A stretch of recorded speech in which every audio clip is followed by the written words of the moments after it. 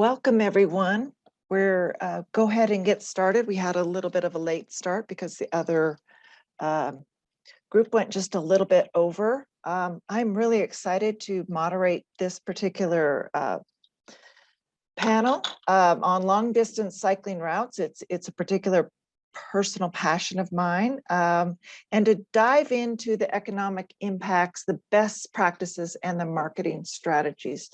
Just as to go over a little bit of my experience outside of Utah, where we are starting to see real opportunities to go forward with more of these cycling routes, whether they are separated bike paths or signed US bikeways routes.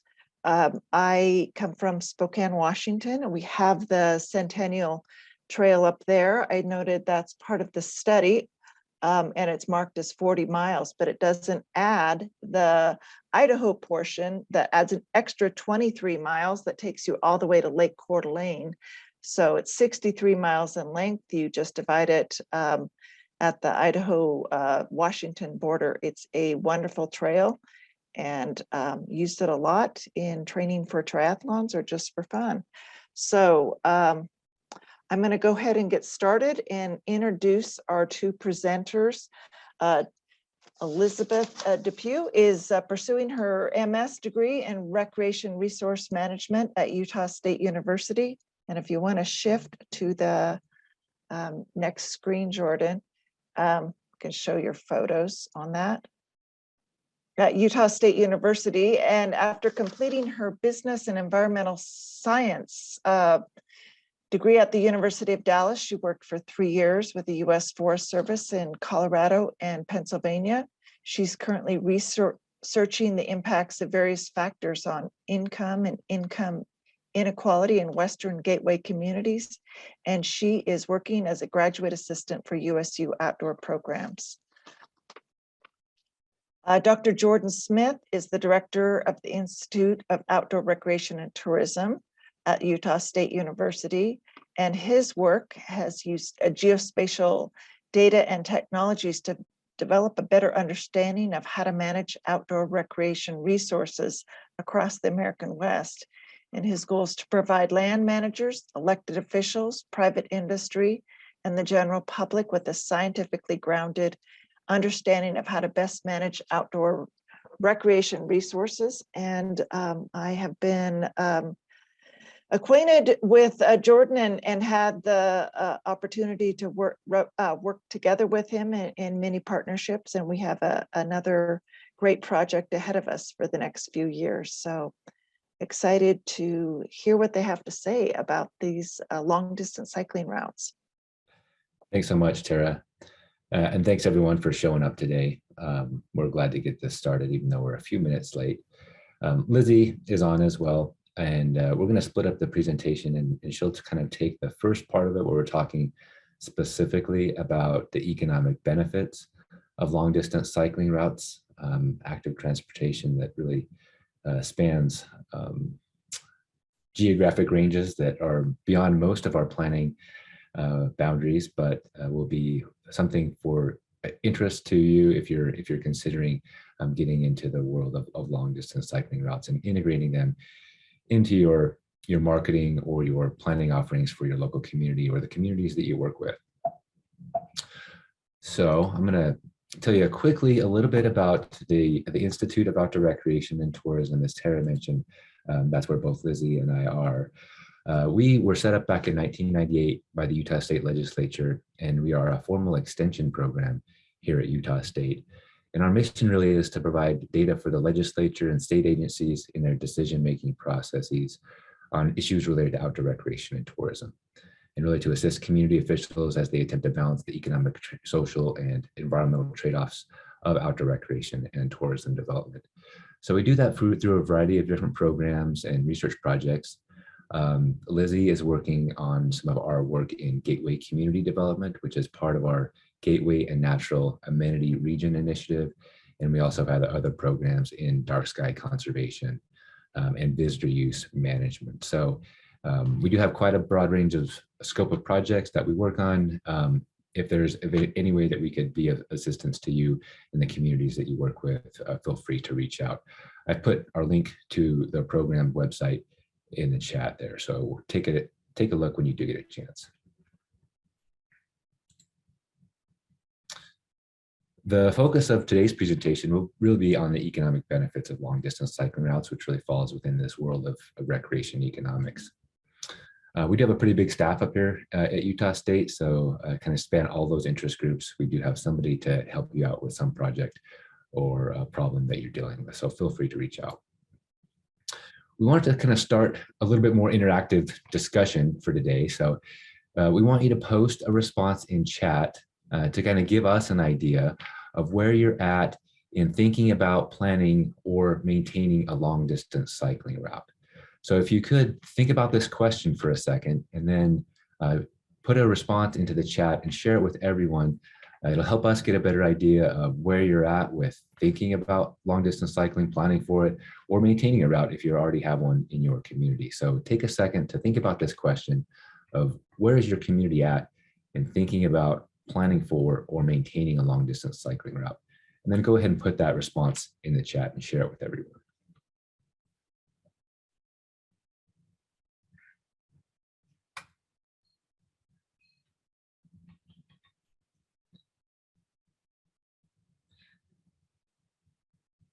As those responses start to come in, we'll go ahead and jump into some of the discussion on the economic benefits of long distance cycling routes. So responses coming in. Jared from Tooele County mentions the Pony Express Trail, but it's mainly used for motorized recreation. It would be great to create more cycling events around it. So there's a lot of these good cases where the communities might have access to federal lands that have these trails or road networks already established, but they're not actually a trail, a long distance trail. The great resources that just haven't been tapped into yet. Washington County has a few long distance cycling routes that are all kind of interconnected, and we'll talk a little bit about the importance of the interconnections of those trails. And then someone had mentioned the South Provo Bike Trail, which we do have an example that we'll specifically talk about in Utah County. So continuing on, I want to mention that most of this work that we're going to be sharing today is also available in a small report that we've prepared and have published. And I will go ahead and put it here in the chat as well. So there's the link, if you can see it, my chat. It's a digital commons link here at Utah State. And it's this report on the economic benefits and best practices for managing long distance cycling routes. So if you missed something that we didn't go into much detail on today, please reference that report, go check it out. It has all of the details that we're going to be sharing today in probably a little bit more depth. So I can share that at the end of the presentation as well, but you can go ahead and find it there now and take a look at it later. So I'm going to let Lizzie kick us off and really talk about the economic benefits. Lizzie, part of this project, really started out trying to think about all the long distance cycling routes there are in the US and trying to compile data on the economic benefits, economic impacts from those trails.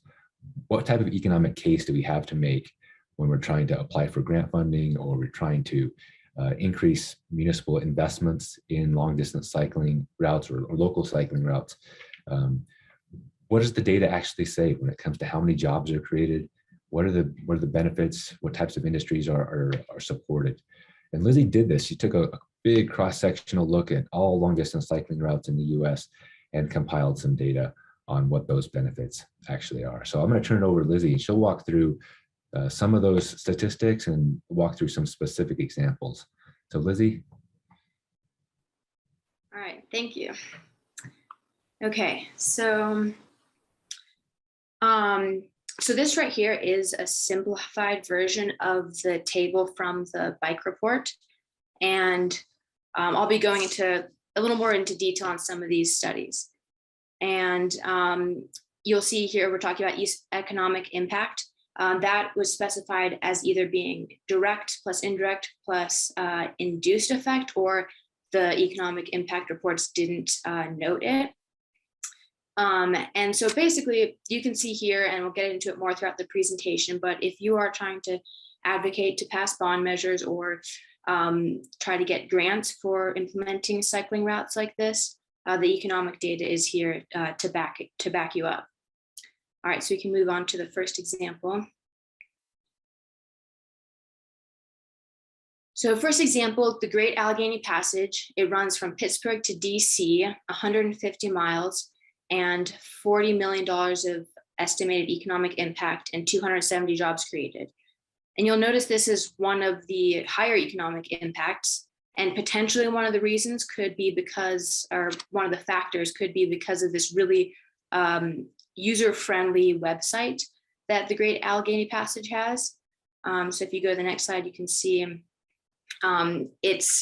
so you can select what type of point of interest you're interested in looking at on the left over here. So in this particular slide, hotels, bicycle shops, and cultural points of interest are selected, and they show up the number of them along the trail. And not only does this make it a lot easier for prospective cycle tourists to plan their route and commit to a route when they know exactly what they're going to find, but it also can directly put them in contact with a lot of small businesses or a lot of different points. So Jordan will get into this a bit more when he's talking about how to really capitalize off of these bike trails, but keep this example in mind when he's talking about that. The next trail is the Erie Canalway Trail. At the time of the study, which was a 2014 study, it was 227 miles long, and now it's 365 miles long. And so you'll notice that's a pretty common theme with a lot of these trails, is that they are either there's proposals for them to be expanded, or they're currently being expanded, or they have been expanded since the time of the study. So these communities are seeing the benefits of these and putting in the resources to continue to develop these long distance cycling routes. And you can see it has a very high economic contribution and number of jobs created. Let's see, the next slide, the Caddy Trail in Missouri. So 240 miles. You'll notice that the $18 million compared to the previous two examples is a lot lower.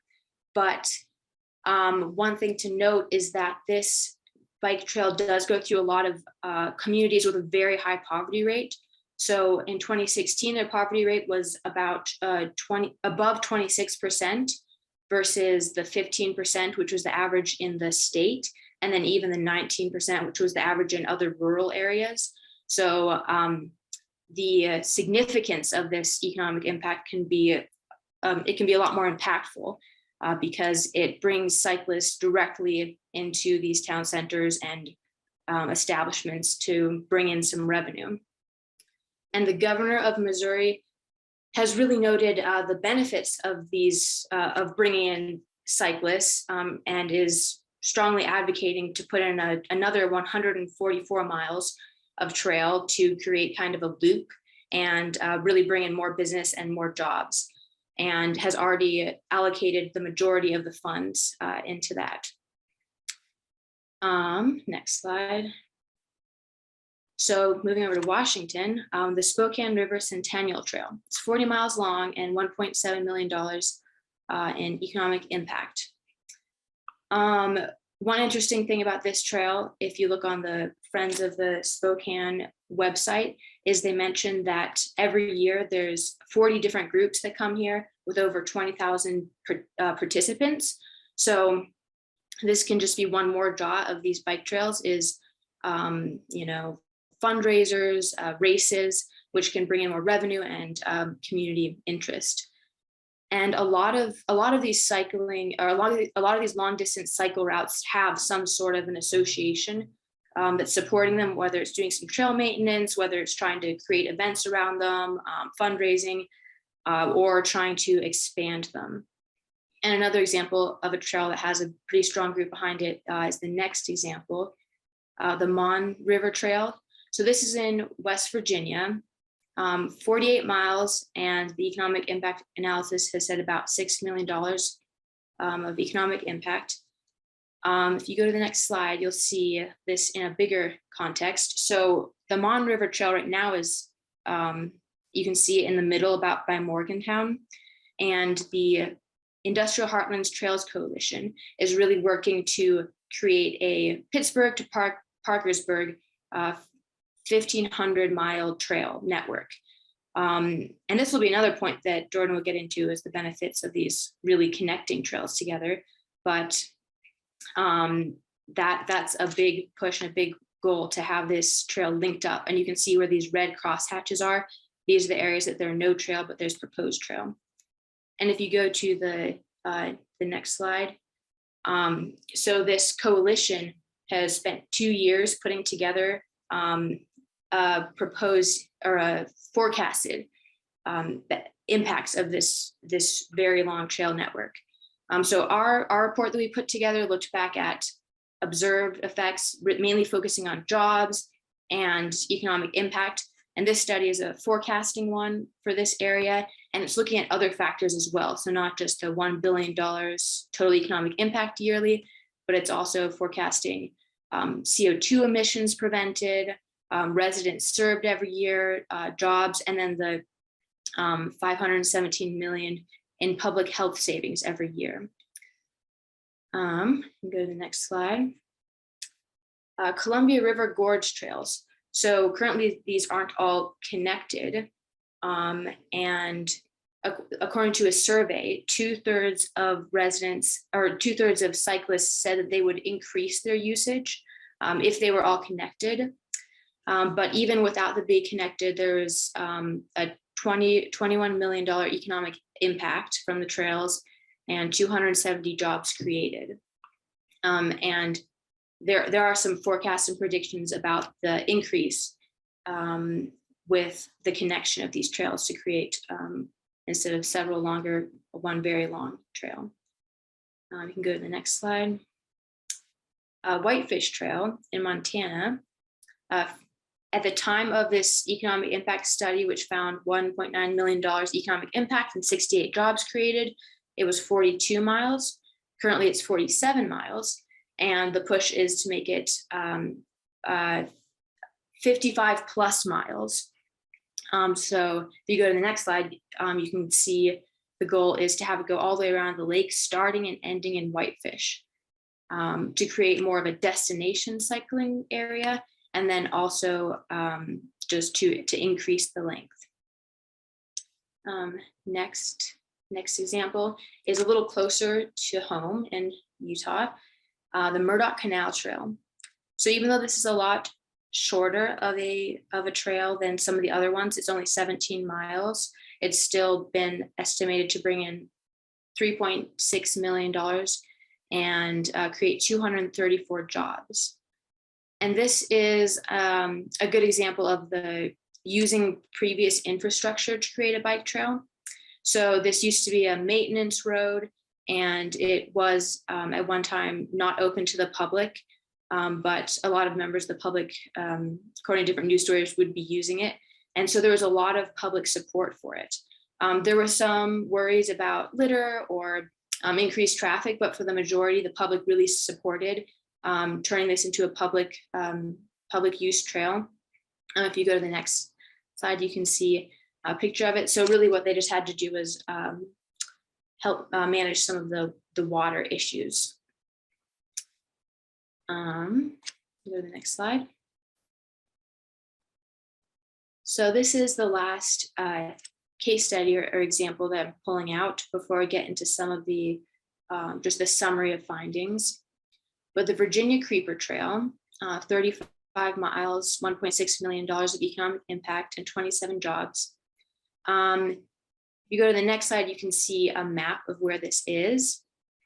And this is another one that was one of these rails to trails examples. There used to be a railroad that passed through, and a lot of residents in Damascus particularly had noted that they, in the 70s, when this proposal was in place, they were against it and didn't think it would be useful. But a lot of business owners have noted, particularly in the town of Damascus, the benefits of having the benefits of tourism to their town, and have attributed it in large part to this cycling route and having this the access provided by the cycling route. So hotel owners and cyclists shop specifically. All right, next slide. So the summary of findings, and then just bear in mind that this is just the long distance cycling routes that we found economic impact analyses for. 18 million to $55.8 million in economic contributions for the moderate distance cycling routes, and then 270 to 731 jobs created. For the short distance cycling routes, those below 100 miles, 1.6 million to $21 million in economic contributions, and 22 to 270 jobs created. So that's just the overview of what we found looking at all these different reports. On the next slide, one interesting thing that we found to be a trend is that cyclists are relatively high spenders compared to certain other groups. So these first 2 points are just specific locations, but in Montana, they found that cyclists spent $76 to $104 daily on their long distance cycling routes. And then near Morgantown, West Virginia, bike tourists spent $316 per trip. And then this last one is more of a big picture look. So in Oregon in 2012, 1.2 million bicycle recreation trips occurred. And on average, there were 3.6 nights and $400 million in travel expenditures, which supported 4,600 jobs. So this last point, you can kind of see how all of these individual trips add up over time in a certain area. All right, next slide. So this section, this isn't really about the studies itself or in the reports, but if you look at some of these cycling tour companies, North American Bike Tours, Adventure Cyclists, they provide these pretty expensive bike tours. So you'll see this one in Colorado, almost getting close to $5,000. And then in Southern Utah, a 6-day trip, $3,699. And if you go to the next slide, you'll see a very expensive one, close to $23,000 for a 47-day trip. So this is just one company. There are a lot of companies that do this. And if you look at their websites, you'll see a lot of the trips are already full. And so this is just a really good way to see the amount of money that people are willing to put in. And then also it can be inferred that people are going to be willing to spend money at other locations, gift stores along the route if they were willing to put in this much money, whether it's a once in a lifetime event or whether it's a yearly event. But there's definitely evidence that cyclists can bring in a lot of economic contributions. The next slide. So bike trails can have a pretty low cost of development relative to what they bring in, their return on investment. One study found that the construction of new multi-use trails cost $200,000 to $1 million per mile, compared to the $2 million to $5 million cost of a 2-lane road construction. The Murdoch Canal Trail, which I mentioned before, it generates $3.6 million annually, which is 32 times the annual cost of maintenance. And then Pikes Peak, Colorado, in that area, they found that each $1 invested generated $1.8 to $2.7 income. So when you look at that on a bigger scale, that can be very significant. All right, next slide. All right, so between these economic impact analyses we put together in this paper, and then also just looking at different news reports, interviews with business owners, and these websites where you can see the money people are spending on these trips, there's a lot of evidence for the economic benefits of long distance cycling routes. So there's a lot of resources if you're trying to implement something like this. And now I'll move on to Jordan, who's going to talk about the best practices for long distance cycling routes. Thanks, Lizzie. I don't think I'm going to be booking my $23,000 cross-country cycling trip anytime soon. I think you need a few more years of savings before I can get that type of slush money built up. But really great examples there, Lizzie, kind of talking about those economic contributions to local economies and the return on investment. As part of this analysis, we also looked at what were the best practices that are recommended that often get noted in these economic impact studies or other studies that were really focused on how long distance cycling routes get created, get maintained, and get designated. And so part of the report and part of what we're going to share today is really this summary of best practices, some really simple takeaway guidance that you can use in thinking about either planning for or designating or maintaining a long distance cycling route that runs through your community. So I'm going to start off with some best practices for developing cycling routes, establishing them, getting them designated, and then we'll finish up with some best practices for marketing those routes, actually reaching the target audiences that you want to. So in the report, we kind of walk through these individual bullet points, and I'll just highlight them here. The first best practice for getting these long distance cycling routes established is to identify where existing routes are. So the U.S. bicycle route system is a designated system of long distance cycling routes, and you can find where they are within Utah by checking out their website, and I'll go ahead and put that website in the chat here.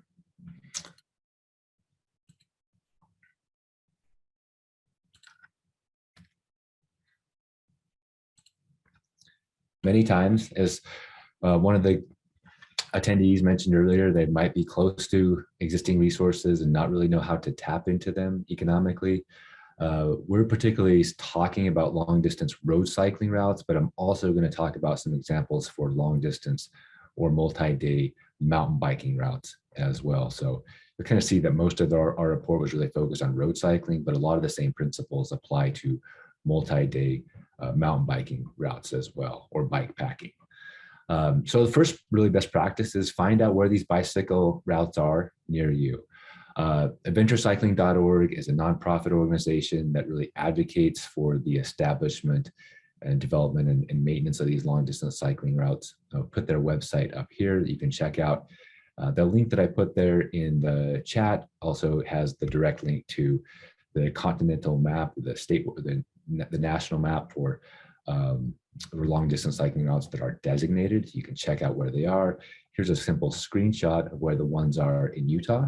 Utah has 960 miles of long distance cycling routes that are designated that really span all four borders of the state. The best practices that we came across were to not only just identify where these existing cycling routes are, but then to promote the ones that are of longer distance.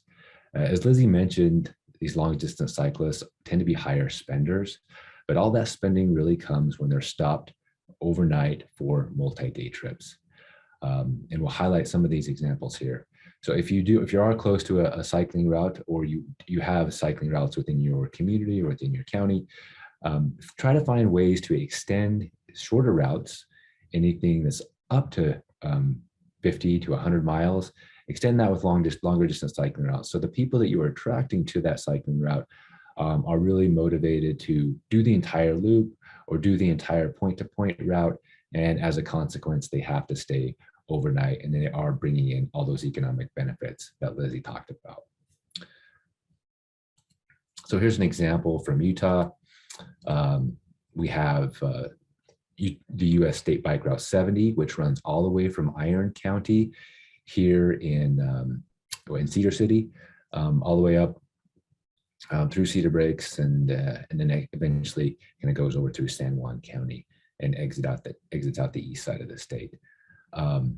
408 miles. You can kind of imagine if you're planning on going and doing biking all the way east to west or west to east across Utah, you're going to need to spend multiple nights either at hotels or camping along the way.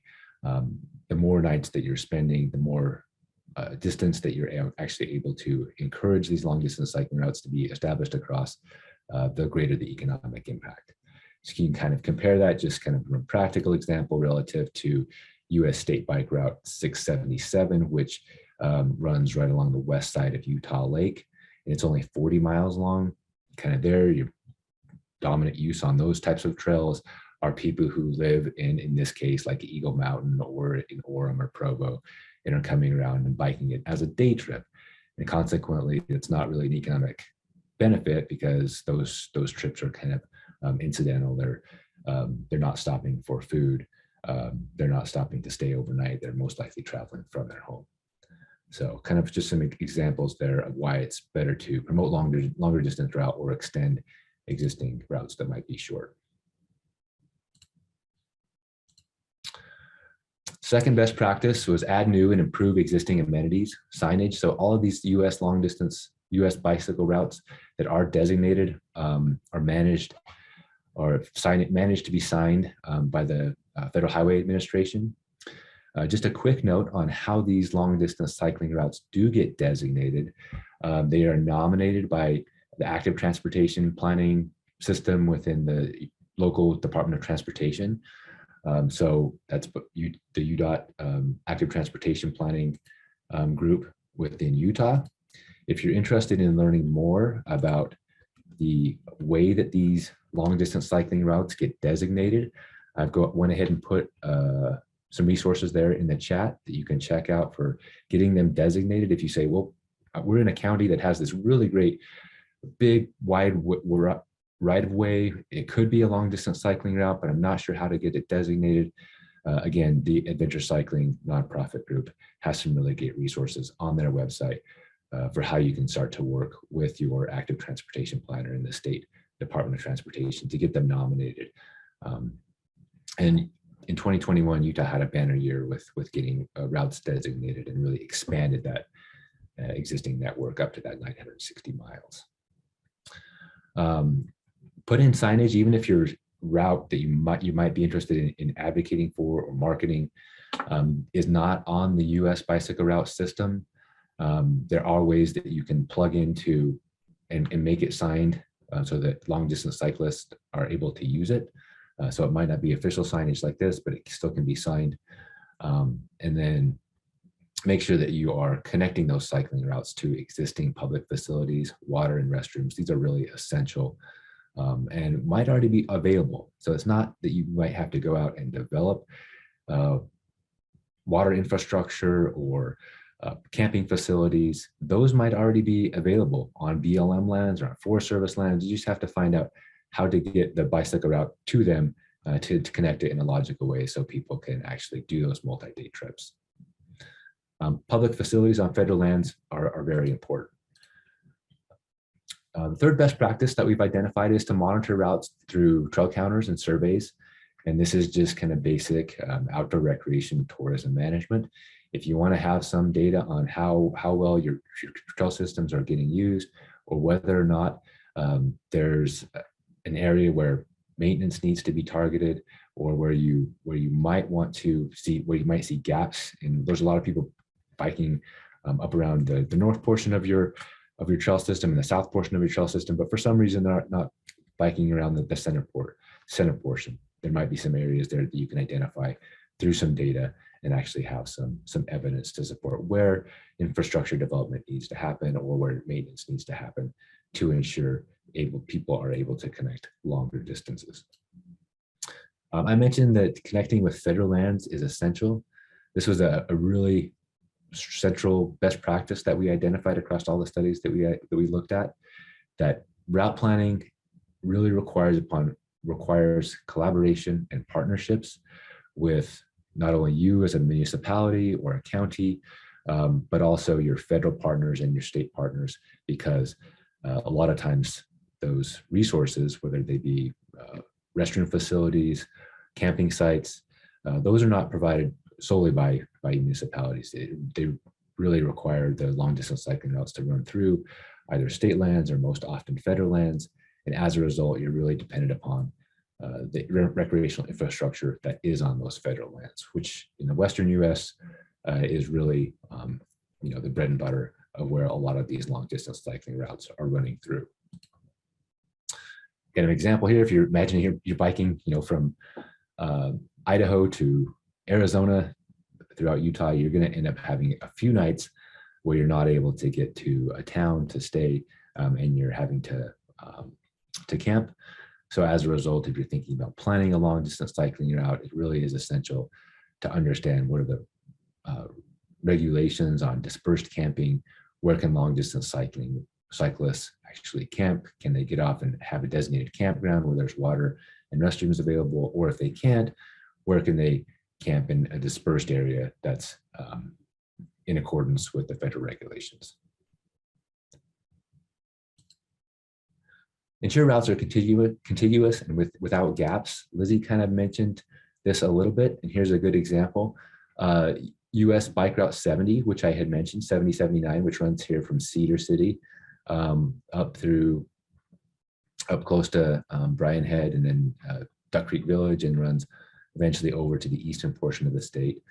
Just this last year, there was designated Route 679, which connects Duck Creek Village down with Route 79 and eventually down into Kanab. So it was a very small segment of the US bicycle route system that really created this opportunity for cyclists to get from one point, Cedar City, down to Kanab, that they didn't have that opportunity to before. Really just elevating the profile. Even though the road was there, it wasn't designated. Consequently, it wasn't getting enough use. So a lot of your communities might be in this situation where there's a route running kind of adjacent to the community, but you want to connect it through your community or figure out ways to expand this network. And those are really great opportunities to figure out, well, there might be a small section of road that you want designated, but it's not part of an existing network, but it would really benefit connecting two longer routes. So look for those opportunities as you look at the network.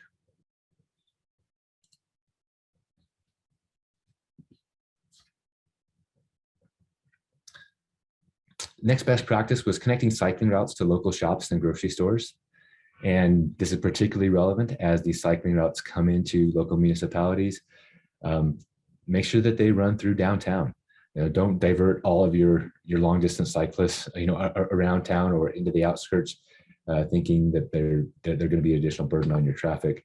Really, all those economic benefits come from the cyclists who are able to come, spend money at local restaurants, and really provide them with the infrastructure that they need. So make sure that as your routes are being connected through the municipalities, they're actually getting to the business districts where you want them to spend their money.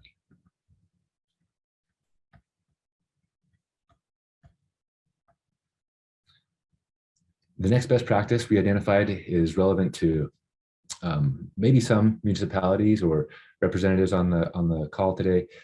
Convert abandoned rail corridors into portions of bike trails. Probably most people have heard about rails to trails. Utah has 169 miles of rails to trails. Really great opportunity in a very similar vein to the example that Lizzie talked about earlier of converting canalways to trails. Rails to trails is a very similar idea of converting old abandoned railways into long distance cycling routes. And the Rails to Trails nonprofit group is very strong and has really good recommendations on community organizing, land acquisition, funding, and everything that you need if you do have a rail system that's local and that you like to explore its possibility for being expanded into a long distance cycling route. All right, so most of the examples I talked about so far have really been long distance road biking networks, but I don't want to avoid or kind of minimize the economic impacts and benefits of long distance mountain biking. It's a huge portion of this long distance cycling community. And it's a very, very popular activity, particularly here in the West. So bikepacking is what it's commonly called. And there's some really great resources. The best one that we have found is this bikepacking.com, which has access to publicly available GPS routes for long distance, moderately distanced bikepacking routes, and really great information on the length of those routes, businesses that are located locally. So if you are a municipality or a county planner and you say, well, what's actually available within my community or within my jurisdiction, they already have a lot of those resources already compiled, and you might want to make sure that they're really advocating for getting people to stop at the local municipalities, the local business areas that you want them to stop at. The next best practice, provide directions for cycling tourists. This seems very simple, but it's something that we found is not very common across a lot of these mountain biking routes, outside of the ones that are fairly well developed, like this one that I'm pointing out here, down in Emery County. It's called a San Rafael Swell Night Out, and it's a 70-mile route that's kind of estimated to take 2.5 days. You're either stopping in Green River or over in Emery as you get there and you come or you leave. But this is an example of a publicly available GPS route that, even if your route that you're trying to advocate for isn't designated, or it's not up on one of these heavily used websites like bikepacking.com, you can build these GPS sites. Just go out and talk to your local mountain biking high school club, give them a simple GPS unit, take that GPS unit and go to Ride with GPS, and you can make it public and then link to it from your municipality or your county's website. And you can drop in pins there for where there's water stations, where there's businesses, where there's hotels and lodging accommodations. And you all of a sudden have a resource for people to plug in and find out where there's cycling routes, mountain biking routes within your community. So it doesn't really have to be dependent upon a big outlet like this to advocate for the use of those cycling routes. You can simply go out and collect that data and host it on your county or your municipality's website, and you kind of have a lot of the infrastructure already there, and you're able to control the experience a little bit more by making sure that people are getting to the business areas or the districts that you want them to get to, and you're advocating for the businesses or areas that you want to. The next best practice was encouraging local communities to embrace bicycle tourism. So in areas where you're starting to see a lot of the long distance cyclists coming through, encourage them to put out bicycle routes, outdoor seating, water outside, very simple recommendations that if businesses understand that there's a market to be had, some economic benefits to be gained, they can really tap into that through some very, very simple actions. Improved road conditions and bike lane safety. This is again a fairly simple one, but as a cyclist myself, if I'm biking down a place like this, which I believe is down in San Juan County, and you have a road shoulder that's about maybe 6 inches wide, you're probably not likely to be biking down that road. So if there's ways to advocate for funding to expand shoulders, again, that's a way to minimize those costs, but really tap into a lot of those economic benefits. So Lizzie went over some of those costs relative to the economic benefits. You're not already paying for the road. You might just have to pay for a small expansion to the shoulder to connect some of these routes. All right, so the next question we want you to think about is, what are the best practices? What best practices are resonating with you? And are there any practices that we didn't talk about here that you think are additionally important? So I'm going to put that question out there and let you kind of respond to it in the chat. Is there any best practices that you've maybe seen really work well in your communities, or ones that we've missed here? And take a second to go ahead and fill those into the chat. And while we wait for those to come in, I'm going to jump into our marketing best practices, and we'll come back and see what people have responded. So our marketing best practices that we identified, we're really understanding that the advocacy for and marketing for long distance cycling routes doesn't just have to be through one organization. It's really expanded and capitalized on when you're able to realize that, oh, my long distance cycling route or my bike packing route can be advertised through a state agency like the Utah Office of Tourism, which, if you haven't checked out their website, is very, very good at advocating for long distance cycling routes and pointing you to the areas of the state where you can do that. They actually have built out itineraries for you to do. So see where those are and see how they can connect to the local communities that you are working with or that you represent. County destination marketing organizations. So you might be representing one of those groups, or you might be working with one of those groups. Here's an example from Iron County, where they have pointed out what these local cycling routes are. So they might not be like the long distance, like exceptionally long distance cycling routes, the 400 or 500 plus miler ones, but they might be 150, 200 miles. They're the ones that are going to be wanting to be advocated for by those local counties that are represented by those DMOs. And again, the long distance cycling and bikepacking websites, which are very, very popular. I'll just kind of reference here the Adventure Cycling Association, which is a great advocate for the road cycling community, road cycling network, and then that bikepacking.com, which is a great advocate resource for mountain biking routes. Market attractions near the cycling route. Again, this is an example of a bikepacking route through the Grand Staircase Escalante National Monument, where in this public GPS file, which is how most of the bikers are getting around, they'll just download the map to their phone and have it available with them all the time. And it tells them where there's water, where there's camping facilities, and where there's local restaurants or lodging facilities. The last one that we'll mention is identifying and marketing to distinct groups of cycling tourists. So you might have a route that's within your community or running adjacent to your community, and you really want to connect to those the people who are biking on that route. So work with these outfitters and guides. Lizzie mentioned a few of those examples where their people are coming in, spending thousands of dollars. Those trips are fully encumbered. That when those businesses set up the trips, they're coming in and making lodging accommodations. They're spending money on making the restaurant reservations. They're really spending all that money locally. So when she mentions these trips through from Bryce to Zion that cost $4,500, $5,000, once people make those lodging reservations or make those commitments to take that trip, all that money is directly committed to those communities where those cycling routes are going. So these outfitters and guides might be operating in portions of your community that you aren't aware of. So figure out where those routes are going through and figure out what types of businesses they are working with, and help to expand the network so they're getting to the businesses that you want them to work through. And as I mentioned before, you can go ahead and create this information, host it on your own website. It really doesn't have to be dependent upon where these companies establish their routes.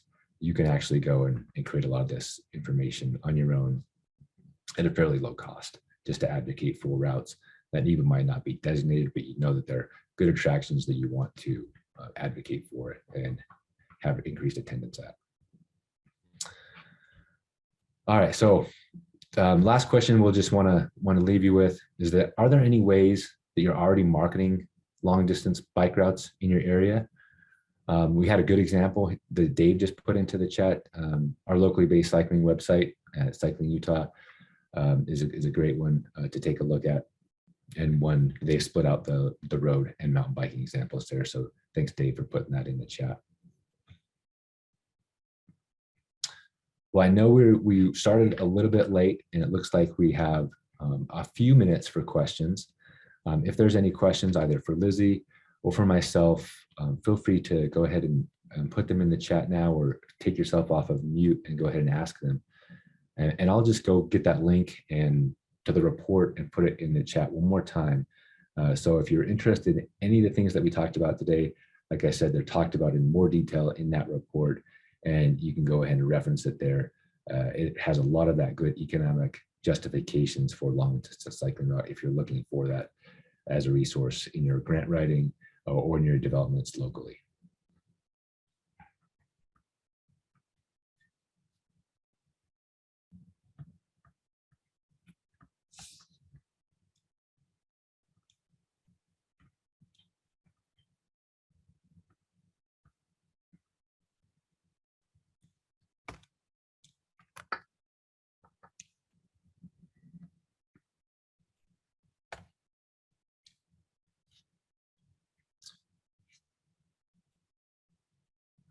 So I put that link up there if anybody does have any questions. But maybe everybody is ready to get to lunch, Tara. Yeah, perhaps so. Thank you so much, Jordan. So if anybody does have any questions, please add that to the chat here, and we'd love to hear it. I guess I should have introduced myself a little better at the beginning. I am the acting director right now with the Utah Office of Outdoor Recreation. We manage grant programs, which can provide funding for separated bike paths and signage for routes and so forth. These can be matched with, it really depends on the type of thing you're trying to do with some UDOT funding. So that is something to consider as you go forward, and hope to see many more of these get developed. And if there's any questions, please let us know. Otherwise, we will let you get going to work, but we get going to lunch. But I just wanted to thank Dr. Smith and Lizzie for this wonderful presentation. And I assume that this PowerPoint will be posted later for those to view. Is that right?